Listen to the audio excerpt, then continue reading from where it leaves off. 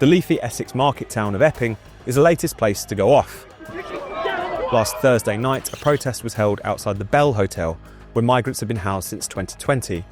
The week before, an Ethiopian resident of the Bell was charged with 3 counts of sexual assault, 1 count of inciting a girl to engage in sexual activity, and 1 count of harassment without violence.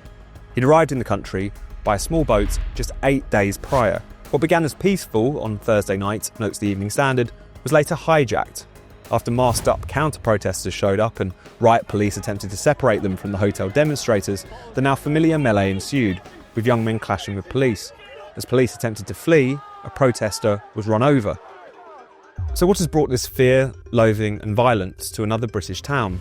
Naturally, the mainstream media have suggested it's all part of some fascist insurgency. How we're being portrayed is not correct. We need to stick together, peaceful protest, and the government needs to listen to us.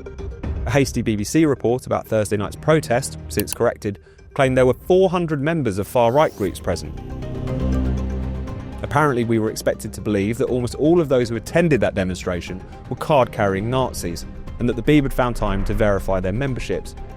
It would hardly be a surprise if a few of the dregs of Britain's pathetic, marginal far-right decided to exploit the protests in Epping for their own racist and violent ends. But the tendency to present these disturbances as organised by fascist groups, masterminding events, is simply not borne out by the evidence. The great and good refuse to accept that allowing unvetted men to enter the country illegally before putting them up on a bustling high street might pose even a mild risk.